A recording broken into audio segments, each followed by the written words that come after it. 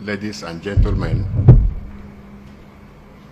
let me introduce myself. My name is Dr. George Chimezienweke, the immediate past head of service of Rivers State. You will recall that yesterday I addressed the press. After some hours of addressing the press, I saw a video of my wife trending online that I was kidnapped and that I made my statement under duress. I've already debunked that. My wife cannot speak for me on civil service matters when I'm still healthy and mentally very fit. Let me say it again. I was not kidnapped. Thank God you heard her when she said that I flew from Port Harcourt to Abuja. I flew with Igbo Air. At least no kidnapper can carry me on a flight. And I know probably, and I believe, that she would have been misinformed. As head of my family, I apologize sincerely to the public on her behalf. Maybe I also think that she did that so that she will escape any harm. Because they were already hunting for me. So they went and frightened her. She must have done that also to secure herself. I also listened to the suspended governor's reaction to my press statement. I was surprised that he never debunked my allegations of bringing down the assembly, which was the main subject matter. Rather, he was talking about other issues. The big question is this, and I want you to reason. This is over 1 year, and the assembly was brought down. Yet, no panel of inquiry was set up. And there has not been any report on that incident from the state government until date, at least until the time I can remember, maybe yesterday. I don't know if today. Not even a police investigation. I call on the federal government to set up an independent investigation team.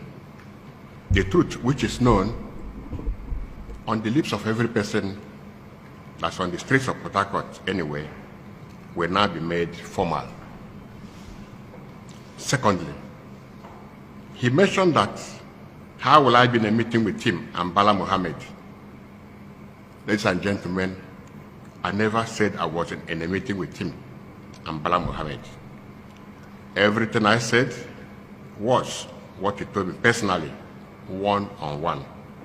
Maybe to mock me. My past statements stand as evidence to all that I have said. At this point, I know, it's understandable, I could be making some feeble denial of not having told me these things, but this doesn't change the facts. And all I wish to do is to tell the public the truth.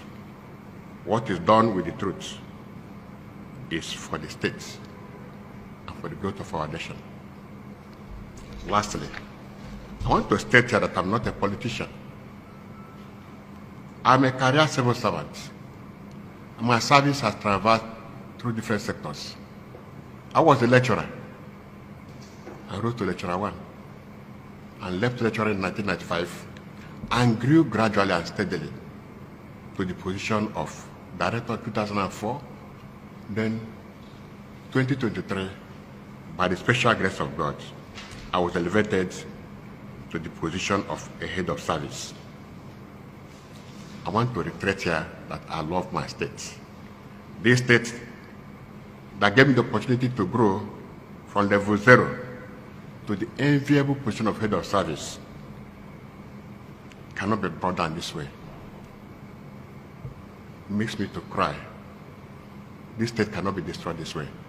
The state that was once the pride of the whole nation cannot be thrown into the dustbin just overnight. I may be beneficiary of the government of Rivers State. I cannot therefore watch this state, which I have benefited from, to be destroyed by politicians for their personal ego. I cannot also give all my evidences on the media. Some are sensitive, or more sensitive than this. I will give details to the proper authorities when required of me. The level of stealing of public funds and assets witnessed in the last 2 years is mind-boggling and never ever experienced in the history of the state, as we also had the highest allocation ever during this period. I've also heard people saying that I have been compromised. If at all I could be compromised, then it should have been the governor, who is my benefactor, who actually appointed me as head of service of Rivers State. I want to tell you here that I never compromised while I was in the system. Why would it be now that I've compromised myself, that now that I've left the system? Finally, what was the reason of going to my house to harass my wife in the name of interviewing her, instead of calling me for a reaction? Why did they go to harass my wife? This is so personal to me because they brought my wife to public disgrace. Let me also advise my fellow citizens of Rivers State that they should not destroy our state for peanuts. Let me advise politicians, please, don't destroy your state for peanuts. Condemn what is bad. Evil is evil. And bringing down a parliament is evil. Targeted national assets for destruction is evil. Intentionally whipping up tribal and sectional settlements is evil. We must condemn this. I've also spoken to my wife, who I can tell you that I am her chief security officer. I have directed her to meet me where I am, or where I will meet her up in Port Harcourt soon. After I've told her to stay in the security office in Port Harcourt, I'll meet her soon when I finish what I'm doing here. And she's on her way to that place. I sincerely apologize to her for whatever stress she has passed through. But I know that she and my entire family and my community were proud of me, especially her. She's proud that she married a man that can make an extreme sacrifice for society, for justice, and for good governance. Finally, to Mr. President and security agencies, I beg you, don't sweep this under the carpet. Please. Don't sweep this under the carpet. Come and save Rivers State from destruction. Governor Simeon Fubara and his infantile cohorts have invested much in destroying Rivers State. Let it stop now. Let me say here that this may be the last conference I will grant on this matter, as I am not financially buoyant to continue on this trajectory.